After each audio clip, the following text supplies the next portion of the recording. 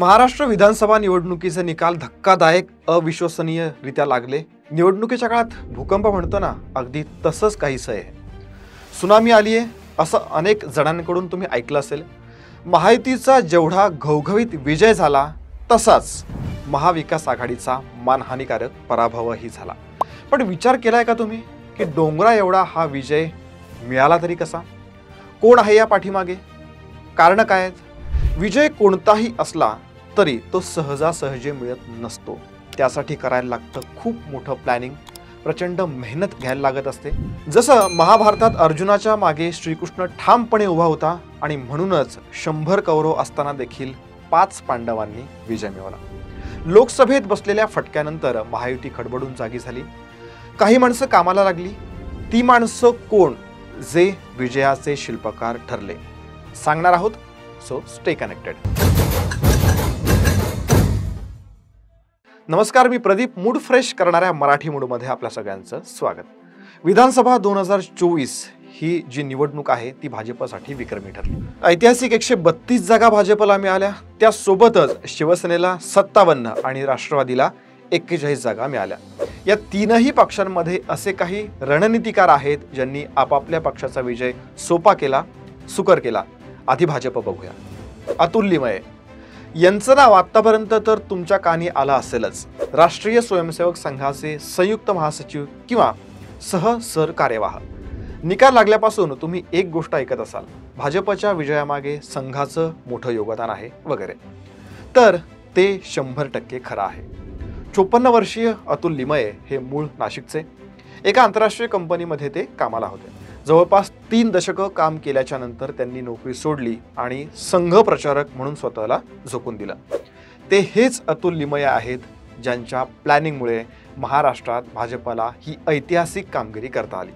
महाराष्ट्रातलं राजकारण, अगदी तळागाळापर्यंतचा त्यांचा संपर्क, सर्वच समाज घटकांबरोबर काम, म्हणजे फक्त हिंदूच नाही तर मुस्लिम, ख्रिश्चन अशा विविध समाजाचे प्रश्न, त्यांना येणाऱ्या अडचणी आणि त्यावरचे उपाय, एकूणच धोरणं काय असावीत यावर त्यांचा ग्रुप काम करतो। त्यामुळे साहजिकच समाजामध्ये राजकीय वातावरण कसं आहे याची त्यांना उत्तम जाण आहे।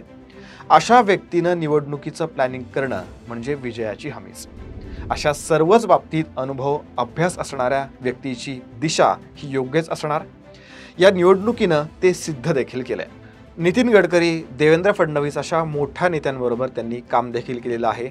अनेक आयडियाज देखील त्यांनी त्यांच्याबरोबर शेअर केलेले आहेत। या सगळ्याचा एकत्रित परिणाम असा की भाजपचा किंवा महायुतीचा ऐतिहासिक विजय। एवढं सगळं करूनही कुठलाही गाजावाजा नाही, ही एक लक्षवेधी बाब म्हणावी लागेल। एकनाथ शिंदे, महायुतीतला दुसरा मोठा पक्ष म्हणजे शिवसेना। शिवसेना कोणाची याचं उत्तर ज्यांनी दिलं असे एकनाथ शिंदे। जवळपास 57 आमदार निवडून आणण्याची धमक या पक्षानं दाखवली, तो एकनाथ शिंदेंचा शिवसेना पक्ष। शिवसेनेच्या यशात खरं तर एक नाव घेता येणार नाही। एकनाथ शिंदेंसोबत होते 40 आमदार, आता ते वाढून किती झालेत? 57। आणि हे सगळं कसं झालं? एकनाथ शिंदेंचा जनसंपर्क, लोकांची कामं करण्याचा त्यांचा धडाका, कामं घरी बसून होत नाहीत तर त्यासाठी लोकांमध्ये मिळून मिसळून राहावं लागतं, झोकून देऊन काम करावं लागतं। लहानातल्या लहान कार्यकर्त्याला, सर्वसामान्यांना सहज ॲक्सेस असायला हवा, यावर एकनाथ शिंदेंचा विश्वास आहे। कल्याणकारी योजनांची घोषणा, त्याची अंमलबजावणी या देखील त्यांच्या जमेच्या बाजू आहेत। मागच्या काही महिन्यांपासून ते राज्यातल्या भगिनींचे लाडके भाऊच नाही तर लाडके नेते देखील झालेले आहेत। या सगळ्यांचा एकनाथ शिंदेंच्या विजयामध्ये अत्यंत महत्त्वाचा वाटा आहे। नरेश अरोरा, कोण आहेत नरेश अरोरा? महाराष्ट्राची लाडकी बहीण आणि मग त्या अनुषंगानं सुरू झालेलं पिंक कॅम्पेन। सगळ्या सभा, रॅलीज या तुमच्या आता डोळ्यासमोर नक्कीच आलेल्या असतील। त्याचवेळी तुमच्या मनात हा विचार देखील नक्कीच आला असेल की अजित पवारांनी अचानक गुलाबी रंगाचं जॅकेट किंवा मग रॅली दरम्यान गुलाबी रंगाचा वापर का केला असेल? तर या पिंक थीम मागे डोकं होतं नरेश अरोरा यांचं। अजित पवारांच्या राष्ट्रवादीचे इलेक्शन स्ट्रॅटेजिस्ट। सकाळी लवकर उठून कामाला सुरुवात करणारे अशी अजित पवारांची ओळख आहे. प्रशासनावर त्यांची उत्तम अशी पकड आहे. शिस्तप्रिय आहेत, पण लोकसभेत त्यांना अपयश आलं. यावेळी ते वेगळ्या रणनीतीसह मैदानात उतरले. काहीतरी वेगळं केल्याशिवाय आपल्याकडे मतं येणार नाहीत हे त्यांच्या लक्षात आलं.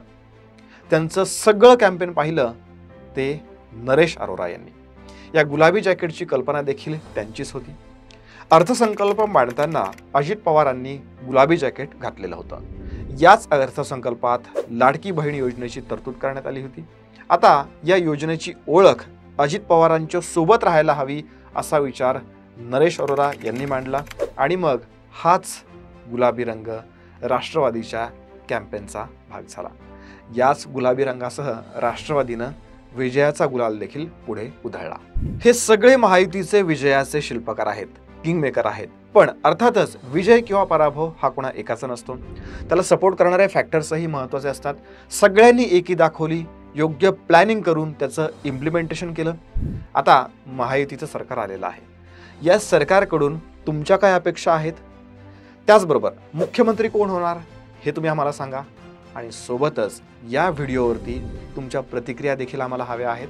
त्या देखील कमेंट करून नक्की सांगा. जय हिंद, जय महाराष्ट्र.